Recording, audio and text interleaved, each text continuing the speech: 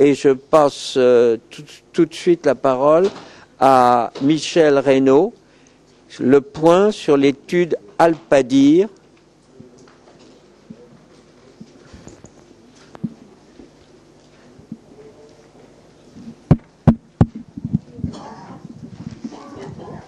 Ouais, mais je sais pas, on a été obligé de baisser. D'accord.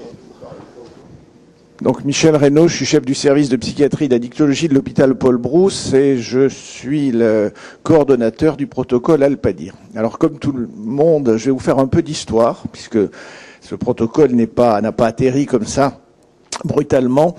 Il a commencé en 2006-2007 quand Olivier Amezen est venu nous voir avec Michel de Tilleux et qu'on a essayé de faire un PHRC, un programme hospitalier de recherche clinique, que donc menait Michel de Tilleux, pour évaluer de façon classiquement scientifique les effets du baclofène. Ce PHRC a été refusé pendant 3 ans. 2006, 2007, 2008, ou 2007, 2008, et accepté la 3e année en 2009.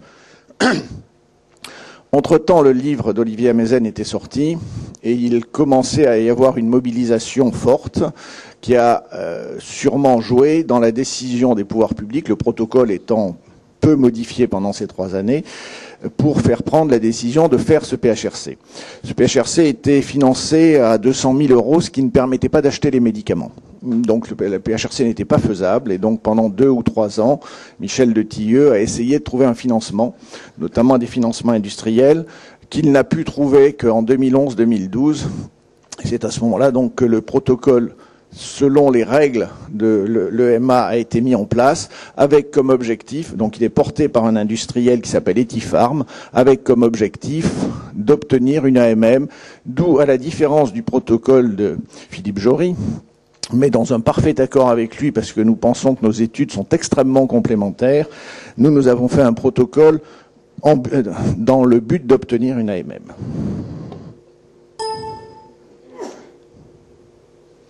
Mes conflits d'intérêts, nombreux.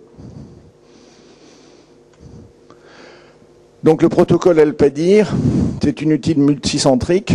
Il y a à l'heure actuelle 45 centres qui recrutent, randomisés en double aveugle, donc comme le disait Philippe, on ne sait pas, ni le médecin ni le malade ne sait ce qu'il prend, avec une posologie cible qui est de 180 mg, qui n'est pas la même que celle de Philippe Jory, parce que nous avions, au regard de ce qui était présenté dans les autres publications non en aveugle, l'impression que nous avions les 3/4 des patients à 175 mg, et que ça permettait, parce qu'il y a la question se pose entre l'importance des effets secondaires et l'importance de l'efficacité, et après de multiples discussions et longues discussions dans le board scientifique, on a pensé qu'à 180 mg, on obtenait un bénéfice suffisant pour les 3/4 des malades en limitant les risques d'effets secondaires.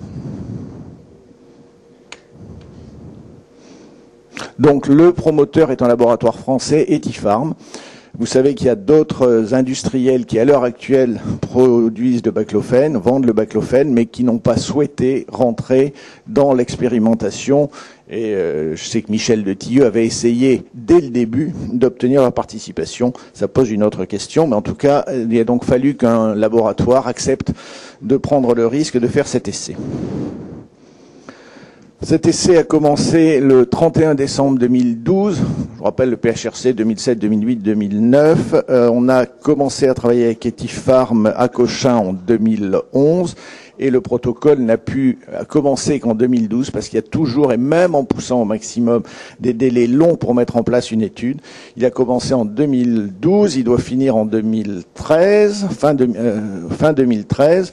À l'heure actuelle, nous en sommes à 145 patients, ce qui suit exactement le protocole d'inclusion, et nous finirons fin 2013. On a un suivi de 6 mois, donc on aura les résultats en juin 2014. Enfin, on aura la fin de l'étude en juin 2014, et ensuite il faut traiter les données. L'objectif principal est d'évaluer l'efficacité du baclofène par rapport au placebo sur l'abstinence complète en milieu spécialisé. Donc c'est pas le même protocole évidemment que Philippe Jory, puisque nous sommes sur l'abstinence, des patients volontaires pour l'abstinence. C'est aussi une des raisons pour lesquelles la dose peut être un peu plus faible, puisque les patients sont déjà abstinents.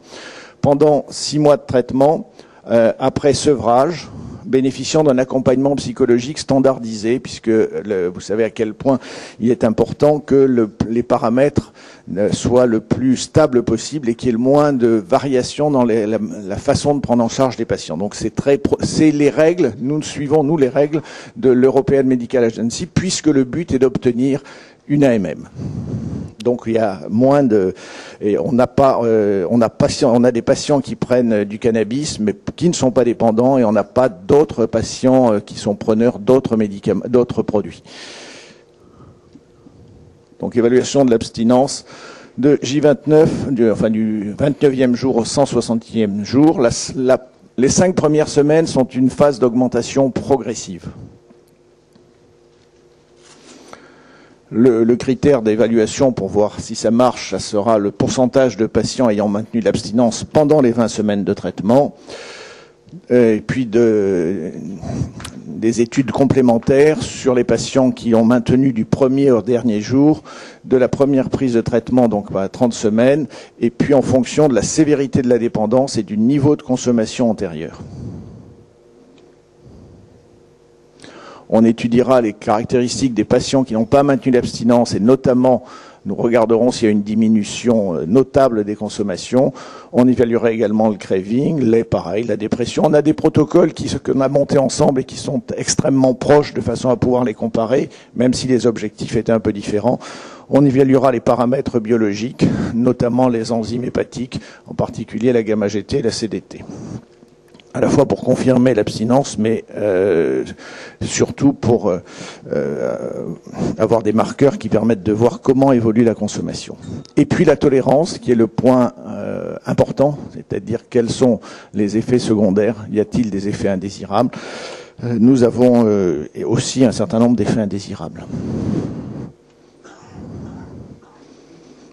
De groupe, 46 centres investigateurs, une hypothèse d'un taux d'abstinence à 45% dans le groupe baclofène et à 25% dans le groupe placebo. 316 patients également. Il y a forcément des perdus de vue, donc 236 patients évaluables, ce qui, d'après le travail effectué avec nos spécialistes en statistique, permet d'avoir, avec cette évaluation qu'on espère basse, de bons résultats, mais même avec cette évaluation-là, nous permet d'avoir des résultats probants. Adultes dépendants. Alors, un tout petit peu d'histoire. Quand ça a commencé en 2006, il était absolument inacceptable, inentendable de parler de consommation contrôlée. Les choses se sont faites en même temps. En même temps que ces protocoles étaient mis en place, la notion de consommation contrôlée est arrivée. Vous savez qu'il y a un médicament, le nalméphène, qui s'est positionné là-dessus.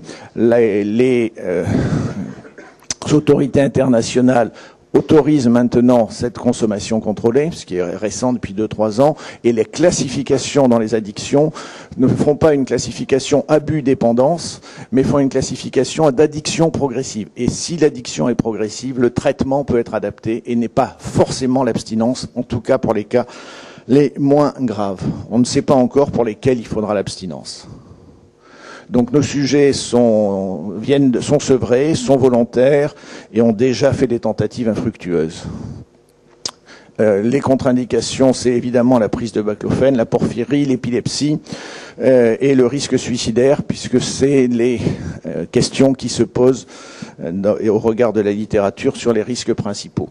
Pas de patients qui nécessitent un suivi ambulatoire lourd, car l'importance de l'hospitalisation et du suivi rendrait difficilement interprétables les résultats. Pour savoir si le patient est abstinent ou non, ça ne permet pas de savoir si c'est l'intensité du suivi ou si c'est le médicament. Donc on a un suivi très standardisé et pas d'hospitalisation à partir du moment où le patient commence l'essai.